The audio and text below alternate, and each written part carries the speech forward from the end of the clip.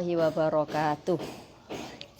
Ila hadratin Nabiyil Mustafa Sayyidina Maulana Muhammad wa ala alihi wa dzurriyyati wa ikhwani minan nabil mursalin wa kulli ashabi kulli ajma'in wa tabi'ina wa tabi'in tabi'in lahum bi ihsanin ila yaumiddin wa khususan la jami'i mu'allifil kutubil ta'allamna wa ma'allamna min ustadina wa jami'a abaina wa ummahatina wa ajdatina wa akhwarina wa akhwalatina masyayikhina jambil muslimina wal muslimat wal mu'minina wal mu'minat al ahya'i minhum wal amwat khususan li musannif hadzal kitab wa khususan la jami'il mu'assisin ahdatil ulama wa khususan la jami'il mu'assisin mu'adhir wa usulihim wa furu'ihim wa man tasaba ilaihim wa khususan la jami'il ulama ila alim lahumul fatihah.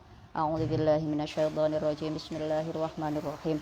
Alhamdulillahi rabbil alamin arrahmanir rahim maliki yaumiddin iyyaka na'budu wa iyyaka nasta'in ihdinas siratal mustaqim siratal ladzina an'amta 'alaihim ghairil maghdubi 'alaihim waladdallin amin. Alhamdulillah, sore hari ini kita bisa bertemu kembali untuk melanjutkan kajian kita kitab Adabul Islam fi Nidhamil Usyrati. Baik, sore hari ini seperti yang sudah tertulis dalam tema, materi kita adalah auratun nisa, auratnya perempuan. Aurat itu adalah sesuatu atau bagian tubuh yang harus kita tutupi atau yang tidak boleh terlihat oleh orang lain yang tidak halal untuk melihatnya, itu namanya aurat. Nah, kita tahu secara pasti bahwa sudah kesepakatan ulama dan sudah terdapat nas dalam Al-Quran sebagai muslimah wajib untuk menutup aurat. Nah, sekarang kita akan bahas apa saja auratnya perempuan itu. Bismillahirrahmanirrahim. Lil mar'ati fima yajibu 'alaiha satruhu min badaniha salasu halatin. Bagi perempuan muslimah, ya, bagi perempuan muslim. Jadi kalau tidak muslimah ya tidak. Bagi perempuan yang muslim wajib untuk menutup auratnya, untuk menutupi badannya salasu halatin, dalam 3 tingkah. Jadi ada 3 tingkah, ada 3 keadaan di mana seorang perempuan itu wajib untuk menutup auratnya.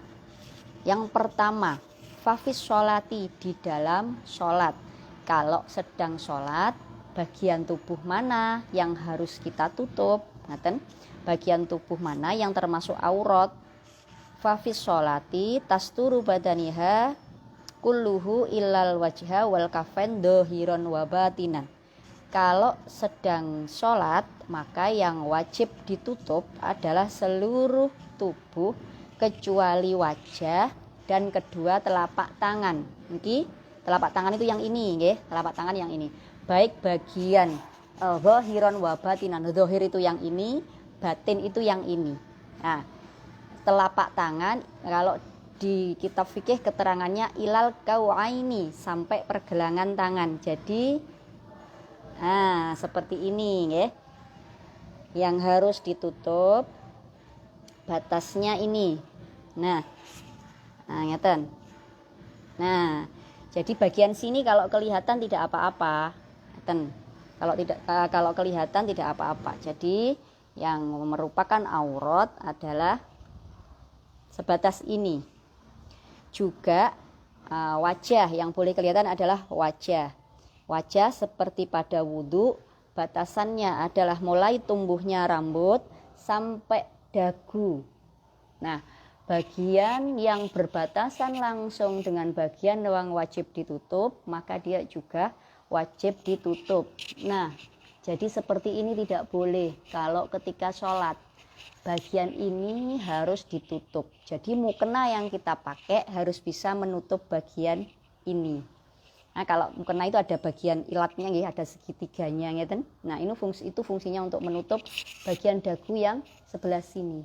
Nah, jadi mukena yang kita pakai itu harus menutup bagian dagu yang sebelah sini. Nah, seperti ini. Nah, ngeten. Nah, jadi mukena yang kita pakai harus bisa menutup bagian dagu seperti ini. Karena ini aurat. Bagian tangan juga begitu. Maka kalau mukena kita bagian sini kan ada cantolannya, itu kita cantolkan begini biar tidak apa? Biar tidak longsor ini. Nah, kalau kita buat takbir Allahu Akbar kemudian bagian tangannya jatuh kelihatan, maka sholatnya batal, tidak sah karena auratnya terbuka.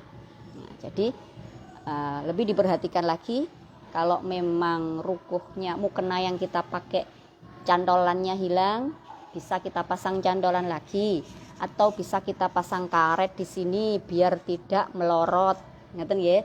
Atau yang paling baik beli rukuh lagi dong yang baik gitu.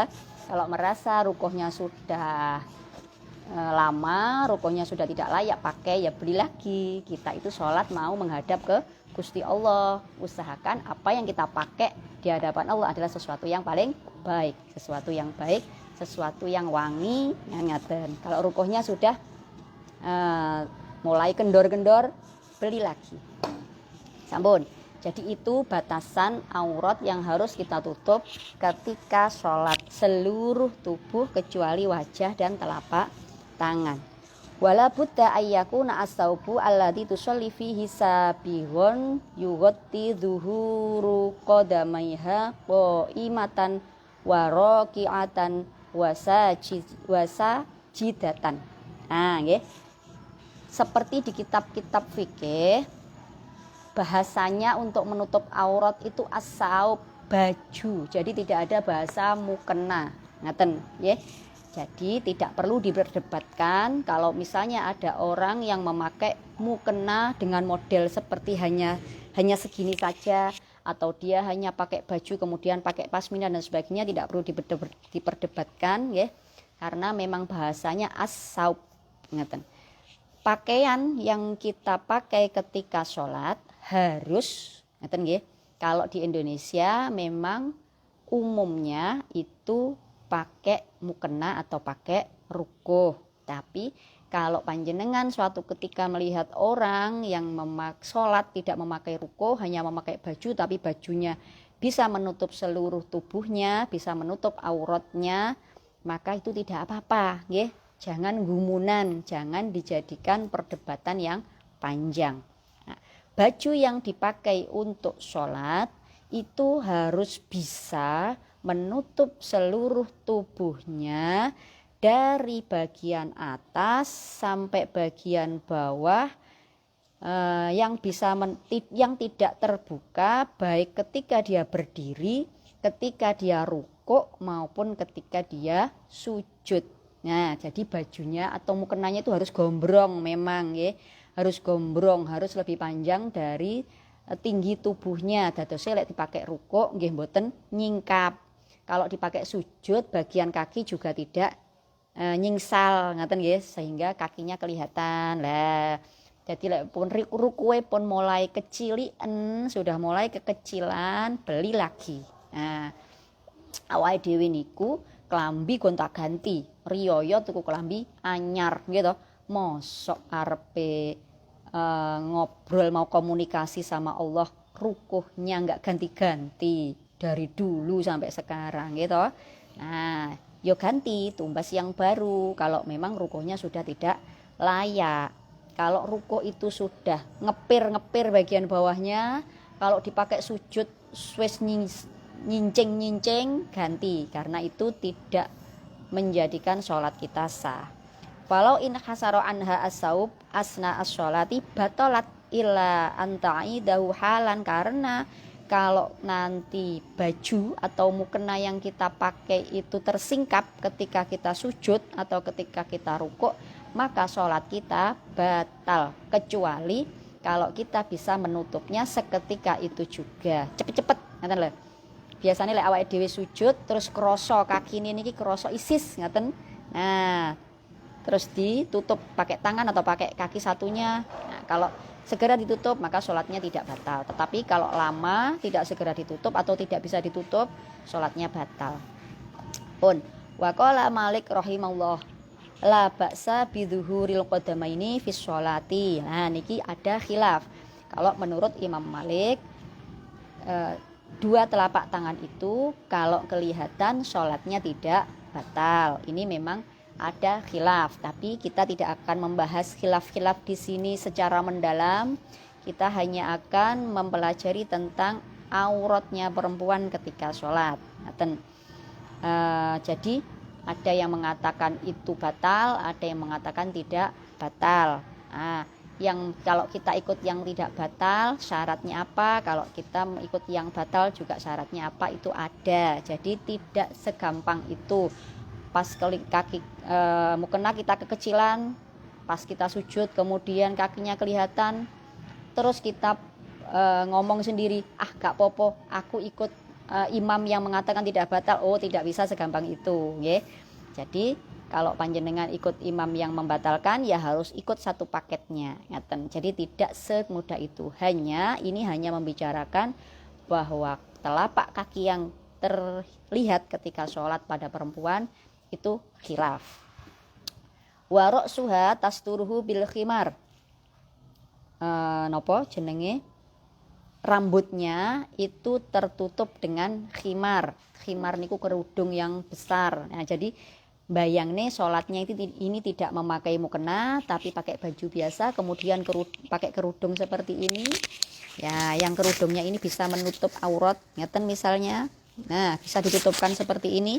Wata jema'u tahtahu asy'aru, yang rambutnya tidak kelihatan, rambutnya terkumpul di bawah kerudung, yang tidak kelihatan, tidak keluar, tidak nyokrok-nyokrok di sini. Nah, ini juga tidak kelihatan, ngeten. Hatta la yadharu minhu syai', sampai ini tidak kelihatan semuanya. Nah, wa turqa ala katifaiha wa ala shodriha wa shafhatil unuqi, di mana kerudungnya ini nanti dilebarkan sehingga menutupi dada, menutupi dua belikat ini, ngaten nggih. Atrafal khimari liyusaidu hadzalika ala satri, ini sudah mencukupi, sudah boleh sudah bisa dikatakan menutup aurat di dalam sholat. Nih, sekali lagi tidak harus dengan memakai mukena, dan mukenanya tidak harus berwarna putih. Jadi tidak perlu kita perdebatkan secara panjang lebar tentang apa yang harus dipakai ketika sholat dan apa warna mukena yang bisa dipakai ketika sholat yang membuat sah. Tidak perlu kita perdebatkan terlalu panjang. Yang penting apa yang dipakai itu bisa menutup semua anggota tubuh yang wajib ditutup ketika sholat, maka sudah sesuai syariah, maka itu boleh dan sah dipakai untuk sholat pun. Walakin al bintal lati lam tahid walam tablugh sinnal haid la ba'sa ayyabdu minha ba'du badaniha fis sholat. Tetapi kalau anak-anak yang belum mencapai usia haid atau dia belum balik, boleh sholatnya tidak menutup aurat. Ngeten lek zaman kula cilik niko pakai sarung misalnya, ngeten nggih. Nah, karena kita masih melatih anak-anak, mengenalkan mereka tentang sholat, boleh tidak menutup aurat. Tetapi alangkah baiknya nggih kalau sejak kecil kita ajari dia menutup aurat, agar dia juga tahu, dia mengerti, oh bagian ini yang harus ditutup ketika sholat. Oh, kalau sholat itu harus begini.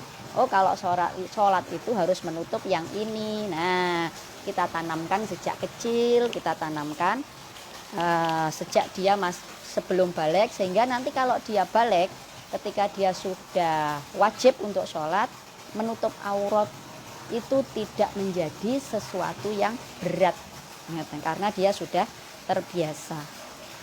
Wa idza kana lil musalliyati dir'un dofin fala talzamuha ma'ahu sarawil walal izar.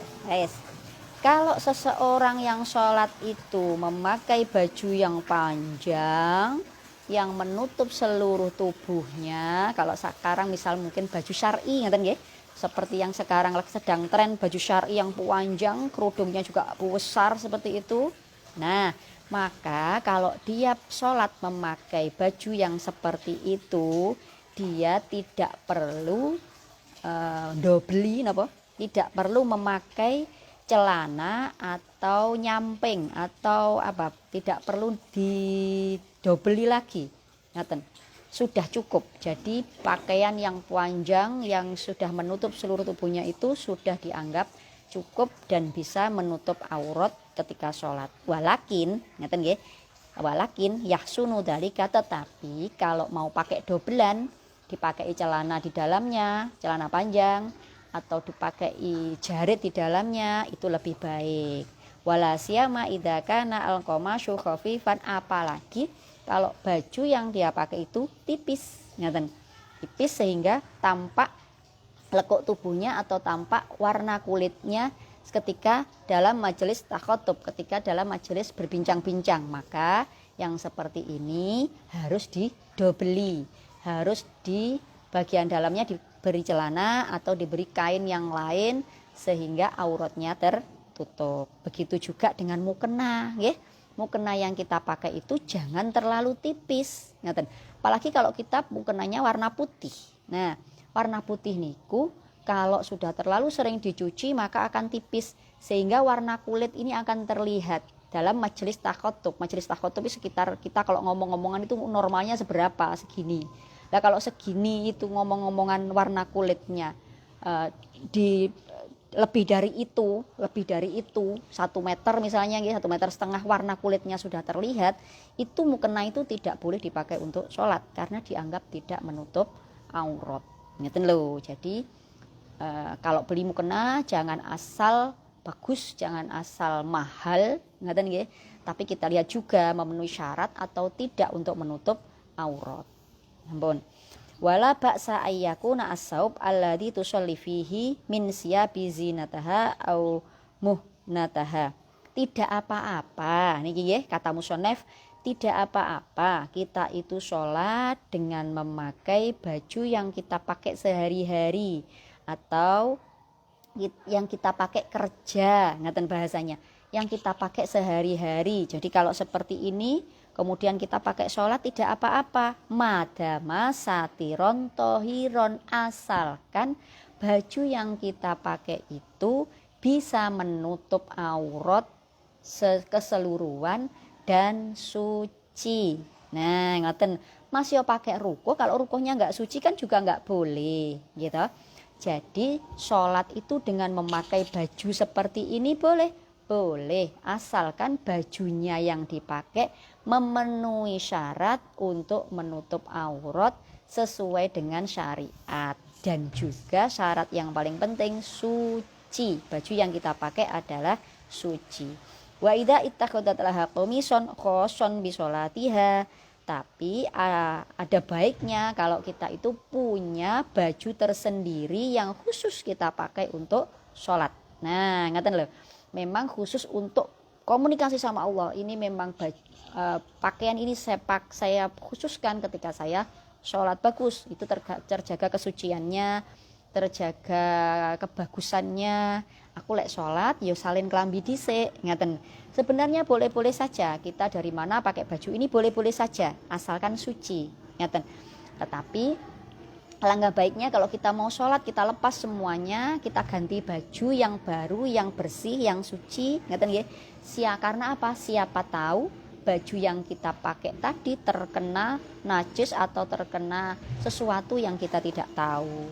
Awake dhewe kadang duduk di sana, kadang jalan ke sana, kan ngeten toh. Najis-najis, cipratan-cipratan yang kita tidak tahu. Nah, alangkah baiknya kalau mau sholat niku disucikan terlebih dahulu, diganti dengan yang baru, dengan yang suci. Sampun. Karena dalika asal itu lebih baik yang seperti itu, ganti baju atau memakai mukena yang memang khusus untuk sholat itu baik. Walaupun sebenarnya boleh. Nah, kita pakai baju yang kita pakai ini untuk sholat boleh, asalkan memenuhi syarat boleh. Walakin la yajuzu antal bisau ala siyabiha al mutanajjis fis sholat, tetapi tidak boleh dipakai kalau baju itu terkena najis, gak pareng nggih. Ya cari baju yang suci, cari rukuh yang suci. Kama taf'alu dzalika ba'dun nisa'il jahilati, seperti yang dilakukan perempuan-perempuan yang tidak tahu. Ngoten. Jadi sholat niku kan wajib suci badan, pakaian dan tempat sholat. Pakaian itu kalau perempuan nggih Kalau perempuan, pakaian yang dipakai sholat itu meliputi mukena, meliputi baju yang kita pakai niki. Jadi ya baju yang di dalamnya ini juga suci, daleman juga suci. Maka sebaiknya kalau mau sholat wudhu dilepas dulu ya celana dalamnya, nyon sewu. Terus kalau memang karena mungkin kita itu perempuan kan banyak mengeluarkan lendir-lendir, banyak mengeluarkan cairan, ngaten toh, itu yang hukumnya najis. Jadi alangkah baiknya kalau ketika wudhu itu dilepas sehingga kita sholat itu tidak membawa najis, baik najisnya itu di mukena atau di baju yang kita pakai. Itu tentang pakaian yang kita pakai ketika sholat. Wahia la tajharu bil qiraati. Kemudian perempuan itu kalau sholat jangan mengeraskan bacaannya. Wala tarfa'u sautaha indal ajanibi, dan jangan meninggikan suaranya kalau sedang bersama dengan orang laki-laki yang lain. Sholat di masjid misalnya nggih, dalam perjalanan mampir teng masjid. Nah, ini kulek sholat jamaah walaupun dengan anak perempuannya, karena di situ banyak laki-laki lain, banyak orang-orang lain yang bukan mahram, maka sebaiknya tidak meninggikan suaranya, bacaannya jangan terlalu keras. Wa in ammatun nisa fa illam yakun indaha illa zaujuha wa maharimuha fala ba'sa bil jahri. Tetapi kalau yang ada di sebelah-sebelahnya, di sekitarnya itu adalah suaminya atau mahramnya, maka tidak apa-apa membaca bacaan sholat itu dengan keras. Walakinnaha la tu'adzinu wa la tatarannamu bil qiraah. Tetapi tidak perlu adzan nggih.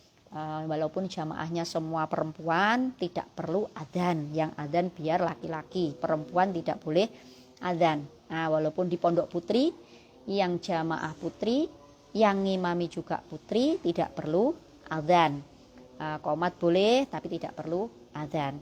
Kalau jamaahnya itu ada laki-laki, ada perempuan, atau di masjid itu banyak laki-laki, banyak perempuan yang campur-campur, maka bacaannya tidak perlu dikeraskan. Sampun adzan niki kita lanjutkan untuk pertemuan yang akan datang. Kesimpulannya itu tadi adalah batasan-batasan aurat atau bagian tubuh yang harus ditutup ketika sholat. Sebagai ibu, sebagai orang tua, kita harus menjelaskan kepada anak-anak, harus mengajari mereka sejak dini bagian mana saja yang harus ditutup. Dan sebagai suami harusnya kita juga memberitahu atau mengajari istri-istri kita, membimbing agar benar dalam menutup aurat sehingga sholatnya menjadi sah. Pakai mukena boleh, pakai baju biasa boleh, asalkan yang kita pakai memenuhi syarat untuk menutup aurat sesuai dengan yang dianjurkan yang diwajibkan dalam syariat Islam, dan juga suci. Kita lanjutkan pada pertemuan yang akan datang. Semoga kita selalu diberi keberkahan dan kemudahan dalam mengamalkan ilmu yang kita dapat. Kurang lebihnya mohon maaf. Assalamualaikum warahmatullahi wabarakatuh.